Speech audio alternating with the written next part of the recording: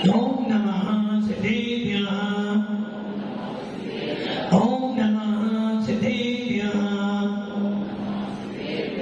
यदर्या भावेन पनुदितमनादरे तुर्यः छलादासित सर्गे गुणगणितमेधा सुकृतिः लभन्ते सत्पत्या शिवसुकृतमाजं किमपदा महावीर स्वामी महावीर स्वामी महावीर स्वामी नयन प्रतिगामी भगतु मे गुरुवाबंधु नित्यं ज्ञान दर्शनैनायिका चारित्राणां गंभीरं मोक्ष मार्गोपदेशिका पंच प्रवृत्ति भगवान की एक राधिनाथ भगवान की अंतिम सत्संगति भगवान महावीर स्वामी की आचार्य श्री कुंद भगवंत की आचार्य श्री विभक्त शंकर जी महाराज की आचार्य गुरुदेव सरस्वती शंकर जी महाराज की तीन करोड़ मणि राजा की द्वादशांजलि माता की बोले दिव्य तपस्वी आध्यात्म की राजसंत आचार्य 108 से सुंदर सागर ने गुरुदेव की गुरुदेव की मोक्ष मार्ग सनेतारं भेदारं धर्मोपदं चातारं विशतत्मानं वन्दे तद्गुणलब्धे वन्दे तद्गुणलब्धे वन्दे तद्गुणलब्धे आचार्य उमा स्वामी भगवंत की भव्य आत्मा।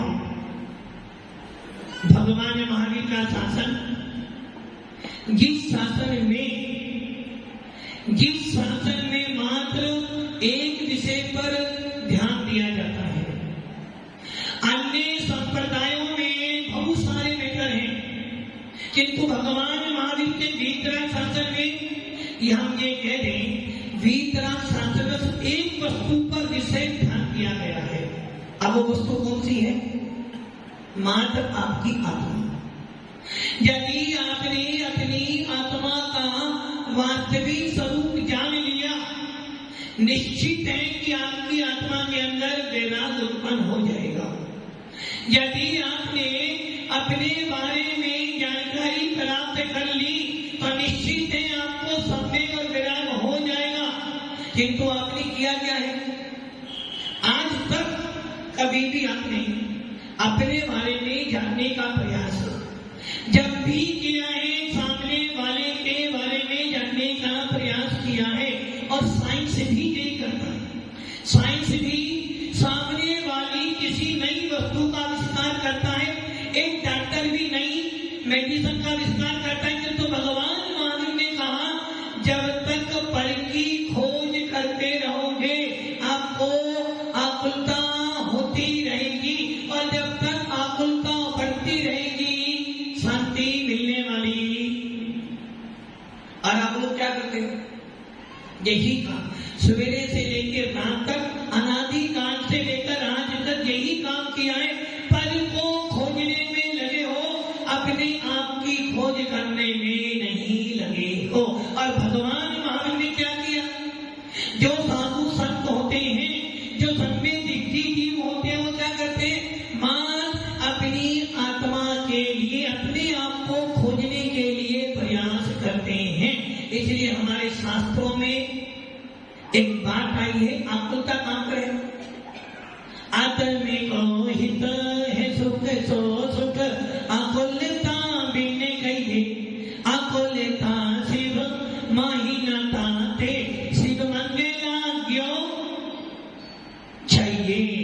आकुलता कहां पर है? आकुलता कहां है? महाराज बनने में आकुलता है, धर्म करने में आकुलता है, धर्म करने में आकुलता। मंदिर जाओ और मंदिर में जरा सा समय ज्यादा हो जाए तो आकुलता। दुकान पर 10 घंटे से 12 घंटे भी हो जाए तो आकुलता। हाँ, अभी सीजन नहीं हो तो आकुलता है, और सीजन चल रहा हो तो 12 घंटे नहीं 24 घंटे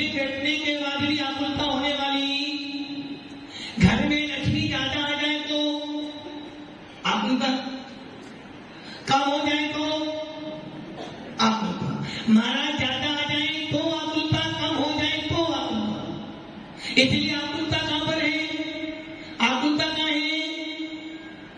संसार में आकुलताएं हैं, आत्म को हित है। और जिसको आकुलता का विनाश करना हो, जिसको निराकुल बनना हो, उसके लिए एक ही उपाय दिया भगवान को। अब वो कौन सा उपाय है? अपनी आत्मा को जाना। अभी तक किसको जाना है? अपने पुद्गल को जाना है। अभी तक आपने मात्र जो दिखता था उसे देखा है, उसे जाना है, और जो दिखता नहीं उसके बारे में आज तक नहीं जाना है। इसलिए आचार्य उमा स्वामी भगवत कह रहे हैं, यदि तू मोक्ष मार्ग पे बढ़ना चाहता है, यदि तू आत्मा में उतरना चाहता है, यदि वास्तव में तू अपने चैनत्व को स्थापित करना चाहता है, तो तुझे क्या करना पड़ेगा? एक काम करना है, जिसके लिए आचार्य उमा स्वामी दूसरे अध्याय का 3रा सूत्र, सबसे महत्वपूर्ण सूत्र है सम्मित्व चारित्र्य। क्या कह रहे हैं? सम्मित्व चारित्र्य। इससे पूर्व सूत्र में कहा था, जब पहला सूत्र लिखा था, 5 प्रकार के भाव बताए थे, औपचारिक, छाई, छौपचारिक, औदायिक और पारिणामिक। उसमें से पहला भाव कौन सा था? औपचारिक। और जब दूसरा सूत्र लिखा था द्वि नवाष्टा, द्वि मतलब दो भेद किसके थे? औपचारिक भाव पहला भाग है, उसके 2 भेद हैं। अब वो 2 भेद कौन से? अब तीसरे सूत्र में कह रही है उसके 2 भेद हैं, सम्मित्व चारित्र्य। अर्थात क्या बन गया? सम्मित्व और चारित्र्य के 2 भाग किसके हैं?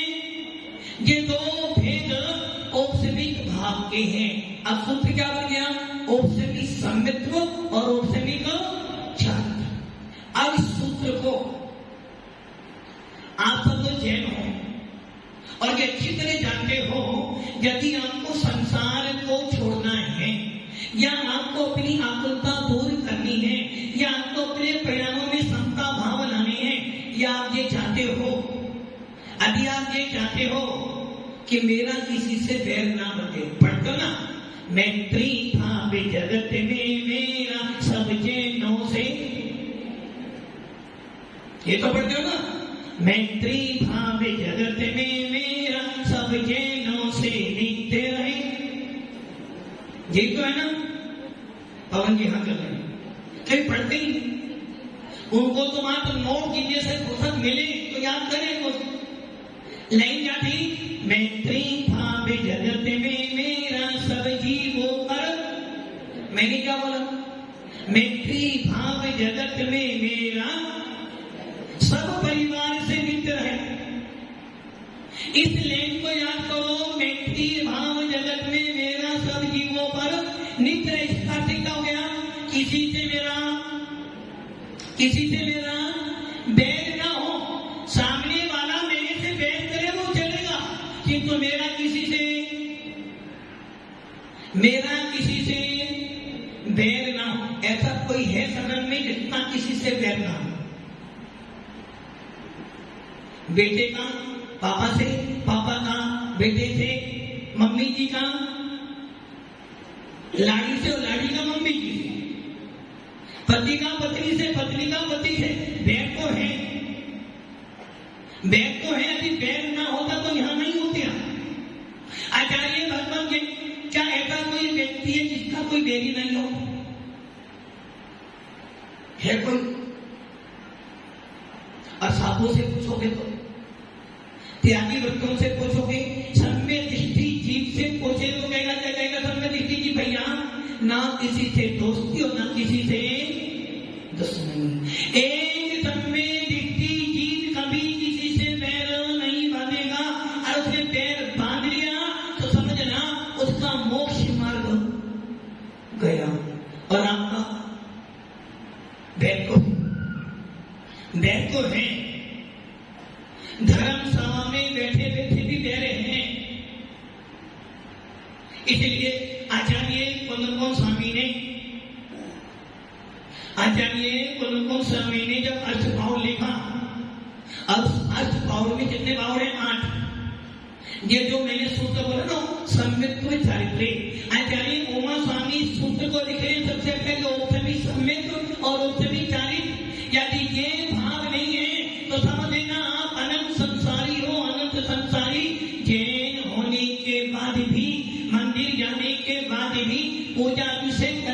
बाद भी, स्वाध्याय करने के बाद भी, मुनियों के पास बैठने के बाद भी, यहाँ तक कि तीर्थंकर के कुल में पैदा हो जाने के बाद भी आपको अभी चौथा गुलिस्तान नहीं है। मारीची कहाँ पैदा हुआ था?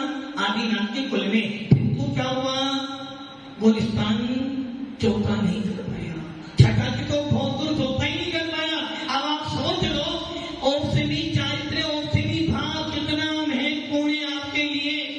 यदि ये भाव है तो आप सन्मेत दृष्टि हो, यदि ये भाव है तो आपको जैन लिखने का अधिकार है, और यदि आपके पास ये भाव है तो आप मोक्ष के अधिकारी हो। और ये भाव नहीं है तो यदि आपको भैया आपको यूएस जाना है, सबसे पहले क्या करोगे? पासपोर्ट पहले मिलेगा, पहले पासपोर्ट बनाओगे, और पासपोर्ट ना बने तो जा सकते हो।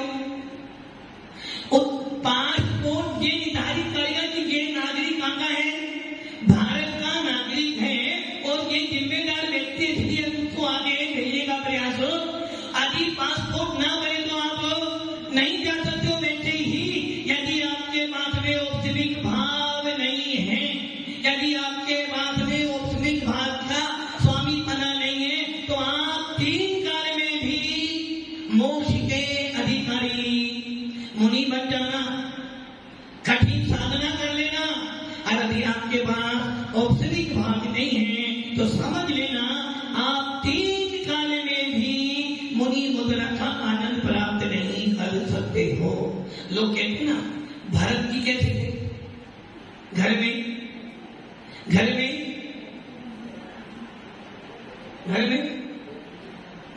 थे, तो घर में रहने की उनको अभी भी घर याद आता है कि घर में रहते थे। भरत जी घर में वैरागी थे, वैरागी। जब 6 डाला पढ़ते हैं तो तीसरी डाल मिथ्या जाता है। नगर नारी को प्यार करना कांधे में है अमल है, सोना कीचड़ में पड़ा हुआ है। कीर्ति जी अच्छा है खराब है? कीर्ति जी खराब है अच्छा है? खराब है। सोच लो, सोना कीचड़ में पड़ा हुआ खराब है, और घर में रखा हुआ। मान लो आप एक डिब्बे में सोना लेके जा रहे थे, प्योर सोना, और वो कीचड़ में गिर जाए, उठाओगे ना? अभी आपने बोला कीचड़ में पड़ा सोना खराब है, नहीं उठाओगे ना? आपने आधा किलो की एक कड़ा बनाया, मुट्ठी बनवाई, वो कीचड़ में गिर जाए, उठाओगे? क्यों? कीचड़ में गिरा सोना खराब है। वो माता जी कह रही है पीछे से कि महाराज जी आधा किलो की बात छोड़ो, आदि सोने की नाक की लोम भी सोने की गिरत तो वो भी उठा लोगे, तो ना कीचड़ में पड़ा सोना खराब है ना? आचार्य पंडित दौलत राम जी कह रहे हैं जो सोना है यदि वो कीचड़ में भी पड़ा है तो सोना को सोना वैसे ही जिसने औपचारिक भाव को प्राप्त कर लिया। औपचारिक भाव का अर्थ है सम्यक दर्शन। सबसे पहले यही भाव होने वाला है। इस भाव के बिना तुम्हारा जीवन व्यर्थ है। जिस प्रकार बिना वीजा बनाए आप विदेश नहीं जा सकते हो, बिना आईडी प्रूफ के बिना आप ट्रेन में सफर नहीं कर सकते। यदि आपने सफर किया और आईडी प्रूफ नहीं तो क्या होगा? आपको नीचे उतार देगा। हो सकता है ये व्यक्ति क्या करे? यदि आपका आईडी प्रूफ नहीं हो और आप ट्रेन में सफर कर रहे हो, क्या होगा? ये आदमी खान हो सकता है, टुप्पी वाले देश से हो सकता है। हाँ, इसको सीधा हवा नहीं बोल हवा खराब हो। बैठे ही जिस प्रकार आईडी प्रूफ में तुम्हारा परिचय है, इसको भारत सरकार की मोहर लगी है कि हाँ ये व्यक्ति हमारे देश का है, उसी प्रकार यदि उसको आपके आईडी प्रूफ पर शंका होती है तो वो सीधा क्या करेगा? लैपटॉप खोलेगा और जानकारी प्राप्त करेगा। उसी प्रकार यदि आपके पास ये औपचारिक भाव नहीं है तो समझना आपकी गारंटी नहीं यदि आप प्रतिमाधारी बन जाओ, मुनि बन जाओ, लाखों का दान दे देना, यदि आपके पास औपचारिक भाग नहीं है तो आप अभी तक जैन लिखने के अधिकारी नहीं हो, मंदिर में अभिषेक करने के अधिकारी। इसका मतलब क्या हुआ? इस भाव से पहले पहले मिथ्या, जब तक औपचारिक भाव न हो, मिथ्या दृष्टि हो, और मिथ्या दृष्टि जीव को जिनवानी न सुहाए। क्या लग रहा है? मिथ्या दृष्टि जीव को, मिथ्या दृष्टि जीव को जिनवानी न सुहाए। और जो मिथ्या दृष्टि सभा में आएगा क्या करेगा? आपने वो देखी भैंस, भैंस सामने बहुत सारी वैसे भैंस देखी। आचार्य वीर सेन स्वामी धवला पुस्तक 1, उसमें लिख रहे हैं श्रोता बहुत प्रकार के श्रोता होते हैं, अच्छे भी होते हैं। आप कैसे, आपको कैसे श्रोता?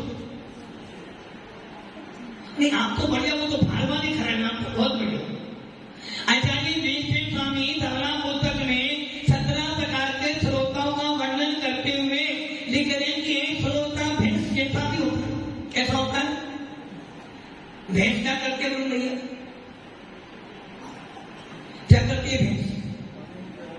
पानी में तैरती है। गलत कह रहे हो। भैंस क्या करती है? जिस पानी में बैठती है उस पानी को ना तो पीती है और ना ही पीने देती है। भैंस अभी पानी में बैठी है, ना तो पिएगी और ना पीने देगी गंदा और गंदा पानी। वैसे ही जो श्रोता भैंस जैसा होता है, ना तो सुनूंगा ना तो करूंगी, ऐसा मत करना, ना तो सुनूंगा ना सुनने, और जो महाराज सुना रहे उसे गंदा करूंगा, और गंदा उपदेश इसी के काम। तो समझ लेना, आप अभी औषधि भाग को प्राप्त नहीं हो पा रहे हो तो मिथ्या दृष्टि हो, और मिथ्या दृष्टि जीव के लिए हमारे शास्त्र में कोई स्थान। आचार्य भगवंत कुंद कुंभ स्वामी कहते हैं, जिनवानी कौन सुनेगा? जो मिथ्यात्व से छूटना चाहेगा। जिसको मिथ्यात्व से छूटना है वही जिनवानी सुनने का अधिकारी है। भगवान को पूजने का बंदे तदगुण लब्धे, इसका अर्थ क्या है? जिसका मिथ्यात्व अति अति अति अति कमजोर हो गया है, या जो सम्यक दर्शन को प्राप्त करना चाहता है, वही जिनवानी सुनने का अधिकारी हो। किसी को अधिकार हो तो आप लोग कौन? अभी तो ऑक्सीजन भाग तो आपके पास भी है, साधारण बोलते हैं। अभी करते चर्चा। आचार्य कुलकुंभ स्वामी ने अष्ट पावड़ के 8 पावड़ दर्शन पावड़ पहला, जिसमें सम्यक दर्शन की चर्चा की है, और सम्यक दर्शन की चर्चा करते हुए दूसरी गाथा, इतनी बड़ी गाथा लिखी है कि उस गाथा पर किसी भी समाज में जाना, मतलब कि समाज मतलब 13 के बाद जाना या 20 के बाद जाना या स्वाध्याय प्रेमी के बाद जाना, इस गाथा पर 10-10, 15-15 दिन निकल जाते हैं। और जब भी चर्चा होंगी सबसे पहले इसी गाथा से हो। और भगवान महावीर का शासन कह रहा है, इस गाथा के बिना तुम्हारा जीवन भी व्यर्थ है। सोने में पीलापना होता है, किंतु हर सोना, हर पीली वस्तु, पवन जी धोती भी पीली है और काला भी सोना ही है ना, धोती सोने की नहीं है, कड़ा सोने का। तो हर पीली वस्तु सोना नहीं होती, जो सोना वाला पीला होता है। वैसे ही आचार्य कुलकुंभ स्वामी की पहली गाथा अष्टपाउर के दर्शन पाउर की कह रही है, जो जो जैन हैं, जो जो नमोकार मंत्र बोलते हैं, जो जो दिगंबर साधु को मानते हैं, जो जो जिनवानी पढ़ते हैं, मंदिर में अभिषेक पूजन करते हैं, यदि इस गाथा को जीवन में नहीं उतारा तो समझ लेना तेरा अनंत संसार निश्चित है, अपनी पहला स्थान करती है। गाथा क्या है? दंसन भट्टा भट्टा दंसन भक्त से नथिनी भाना सिंचंती चलिए भट्टा दंसन भट्टा न सिंचंती। यदि थोड़े से स्वाध्याय वाले लोग बैठ जाए, 4 दिन 5 दिन 6 दिन 7 दिन कब निकले पता नहीं चलेगा। और यदि आत्मा वाले सिर्फ चर्चा करने वाले हों, समझे ना, चर्चा वाले नहीं, ओनली चर्चा करने वाले हों, यदि वो बैठ जाए तो उनको मालूम पड़ जाएगा कि कौन कौन स्वामी अपने इस गाथा में क्या कहना जमा रहे हैं। महाराज जी सम्य दृष्टि तो है, कौन है? सम्य दृष्टि तो है, किंतु महाराज जी अभिषेक पूजन करने में भाव नहीं लगते। ये तो जड़ की क्रिया है, तो आचार्य उनके लिए कह रहे हैं यदि पूरे जड़ की क्रिया कहता है तो अभी तेरे सम्यक में कहीं ना कहीं पंचम काल में मुनिराज भावलिंग मुनि नहीं होते, तो उनके लिए कौन कौन स्वामी कह रहे हैं? एक कहावत ना, मीठे का तो पेट कर गुड़ खाता बैठी, क्या करें आप कि पंचम काल में भावलिंग मुनि नहीं होते हैं। कौन कौन स्वामी करें? भैया मैं भी पंचम काल का हूँ, जब तुम मुझे भावलिंग मानते हो तो आने वाले साधु भी पंचम काल के अंतिम समय तक उसी अष्टपाउड के मोक्ष पाउड में लिखा है कि पंचम काल के अंतिम समय तक भावलिंगी मुनिराज पाएंगे, और भावलिंगी मुनिराज ऐसे होंगे जो एक भवाधारी भी हो सकते हैं। अर्थात आज के मुनि और पंचम काल के अंतिम समय में होने वाले मुनि लोकांतिक भी बन सकते हैं। इसलिए यदि तुम आत्मा की चर्चा करते हो, आत्मा को मानते हो और अपने आप को शुद्ध सम्य दृष्टि, कभी कभार मंदिर के बाहर होता ना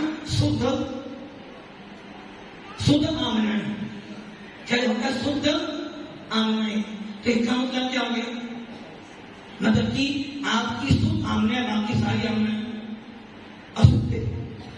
एक ध्यान रख लेना, यदि आप स्वाध्याय प्रेमी हो, सम्य दृष्टि मानते हो, और यदि आप इस प्रकार का खेल खेलते हो तो समझना कुंद कुंद के शब्दों में तो सम्य दृष्टि को कहता भैया मैं भी बढ़िया, तू भी बढ़िया, जैसी मेरी आत्मा वैसी तेरी आत्मा। और जब आत्मा सबकी एक जैसी, तो कौन मिथ्या तो कौन शुद्ध आमने वाला और कौन अशुद्ध? अरे भैया जब तक शरीर है सारे अशुद्ध हैं, किंतु इस शरीर में जो आत्मा बैठी है शक्ति की अपेक्षा भगवान आत्मा है।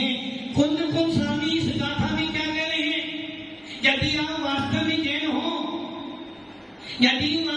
जैन हो, और आपको ये लगता है कि मैंने जैन कुल में जन्म लिया है, और कहीं भी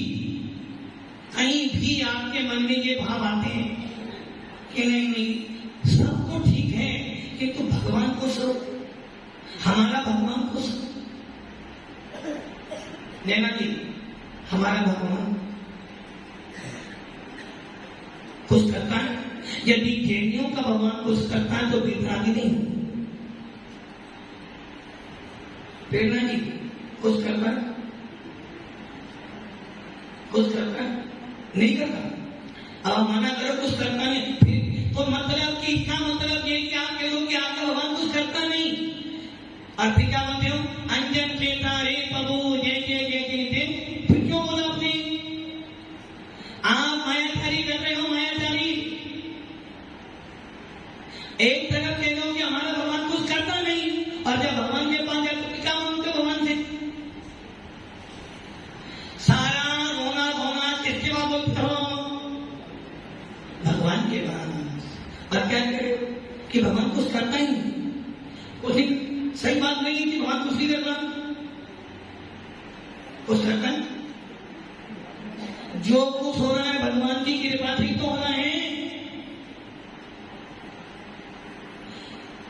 यदि थोड़ा सा लाभ हो जाए तो क्या कहोगे? मैंने किया। और वो खा जाए तो भगवान, लेकिन अब वो कहे भगवान कुछ करता ही नहीं। यदि भगवान कुछ करता है मंदिर क्यों जाते हो? इसलिए युवा लोग कहते हैं हमारा भगवान कुछ करता है इसलिए मंदिर क्यों जाना? देखो बाहर वाले मंदिरों में सारे भगवान सब कुछ कर देते हो। जब पेपर आता है, पेपर क्या करते हो? पेपर देने जाना सबसे पहले भगवान को श्रीफल पे आया, और पेपर के क्या करते हो? श्रीफल, और पेपर दे दो तो फिर मंदिर जाना ही नहीं। दुकान आप कोई भी काम करते हो सबसे पहले भगवान के पास जाते हो, जब भगवान कुछ करता ही नहीं तो क्यों गए? तो ये ध्यान रख लेना, जो जैन हैं, जो अपने नाम के पीछे जैन लिखते हो, सवेरे से लेकर रात तक जैन ठाकुर की सेवा भी करते हो, बड़े बड़े मंदिर बनाते हो, दान देते हो, हर समाज तुम्हें सम्मान करती है कि जैन साहब आए हैं। यदि मन में आपके औपचारिक भाव नहीं है तो समझ लेना अभी आप जैन दिखने के अधिकारी नहीं हो, हार दान देने के अधिकारी। क्योंकि दाता का सबसे पहला गुण है श्रद्धा मान। इस गाथा में आचार्य कौन यही बात सिद्ध कर रहे हैं। दर्शन भट्टा दर्शन भट्ट से नथी निवारणम। इसका अर्थ क्या हो गया? जो दर्शन से भ्रष्ट हैं, जो दर्शन से भ्रष्ट है वो भ्रष्ट है। दर्शन मतलब दर्शन का अर्थ क्या होता है? आत्मा का अवलोकन। और ज्ञान का अर्थ क्या होता है? देखने लगना मैं ज्ञान दोनों काम करता है, दर्शन ही काम करता है। दर्शन का अर्थ क्या है? दर्शन का अर्थ क्या है? आत्मा का अवलोकन। ज्ञान का अर्थ क्या है? पर को जानना। तो यहाँ कौन से यहाँ करें? दर्शन भट्टा जो आत्मा का अवलोकन नहीं कर पाया, जो आत्मा को नहीं कर पाया वो कौन है? भ्रष्ट। तो यहाँ कौन सा दर्शन है? आत्मा का अवलोकन। दर्शनावरणीकरण से लिया गया है। यहाँ दर्शन का अर्थ है कि ये शक्ति प्रमाण, शक्ति बिना श्रद्धा धरे ध्यानत। क्या करते हो? ध्यानत श्रद्धावान अजर अमर पद। अब यहाँ दर्शन का अर्थ वो दर्शन नहीं है जिस दर्शनावरणीकरण से आत्मा का स्वयं संवेदन हो। यहाँ दर्शन का अर्थ है श्रद्धान, और जिसका श्रद्धान खड़ा उसका मोक्ष मार्ग खड़ा, जिसका श्रद्धान खड़ा वो संसार में भटकता रहेगा। इसलिए आचार्य कह रहे हैं दर्शन भट्टा सबसे ज्यादा भ्रष्ट कौन है? कौन भ्रष्ट? सबसे पहले जिसकी श्रद्धा गलत सबसे ज्यादा भ्रष्ट। और आप सब कौन? सोमवार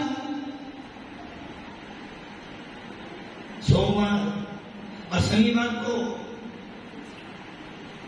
यदि आपने 7 दिन के 7 भगवान बना लिए हैं, बनाए तो हैं, दुकान को भी भगवान मानते हो, दुकान को भी, तो समझ लेना आचार्य कुंद स्वामी यदि कह रहे हैं आध्यात्मिक के देवता, और जो बात कुंद स्वामी ने कह दी समझ लेना उस बात को काटने के लिए कोई भी समर्थ नहीं है। आचार्य समर्थ भक्त स्वामी न्याय के वेदता क्यों हर बात परीक्षा करके देखते हैं। वो भी कह रहे हैं यदि सम्यक दर्शन गया तो तेरा मोक्ष मार्ग गया, फिर तू जितना ही जय मिलता रहेगा, कुछ होने वाला। इसलिए उमा स्वामी भगवत ने जब 7वां सूत्र शुरू करा, पहला सूत्र का लिखा सम्यक दर्शन ज्ञान चारित्राणी मोक्ष मार्ग। मोक्ष का मार्ग क्या है? सम्यक दर्शन, ज्ञान और चारित्र। और जब तेरी श्रद्धा ही गलत है तो तेरा ज्ञान भी गलत, तेरा चारित्र भी गलत, और इसकी तीनों गलत। और स्थान कौन सा? पहला। आप तो मंदिर जाओ, कितनी पाठ कर देना, कुछ होने वाला। तो क्या करना आपको जीवन में? आचार्य उमा स्वामी लिख रहे हैं सम्यक में चारित्र, ओप से भी सम्यक और ओप से भी चारित्र। यदि ये भाव है तो तू सम्यक दृष्टि है, और यदि ये भाव नहीं है तो तेरा जैन कुल में पैदा होना व्यर्थ और तेरा मोक्ष मार्ग में आना बहुत बहुत कठिन है। तो क्या करना?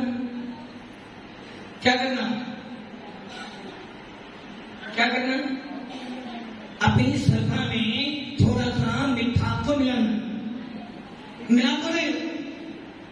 सारे भगवान एक जैसे हैं। सोमवार जाओ, शनिवार जाओ, बुधवार जाओ, मंगलवार जाओ, और जब इनसे हार जाओ तो तो एक दिन रविवार के दिन भगवान के पास चले जाओ। यदि आपकी श्रद्धा में मिलावट है तो आप समझना मोक्ष मार्ग मिलावट वाले, आपका संसार मिलावट वाला हो गया और फिर घूमते रहना संसार में, कोई बचाने वाला। इसलिए आचार्य उमा स्वामी कह रहे भैया, यदि मोक्ष मार्ग पे बढ़ना चाहता है, आत्मा को देखना चाहता है, यदि कर्मों की इजरा करना चाहता है, बैर को तोड़ना चाहता है और मुझे चाहता है तेरा पुण्य बढ़े, तो सबसे पहले मोक्ष भी वहां प्राप्त कर लेना, तो तेरा मोक्ष मार्ग प्रशस्त हो जाए।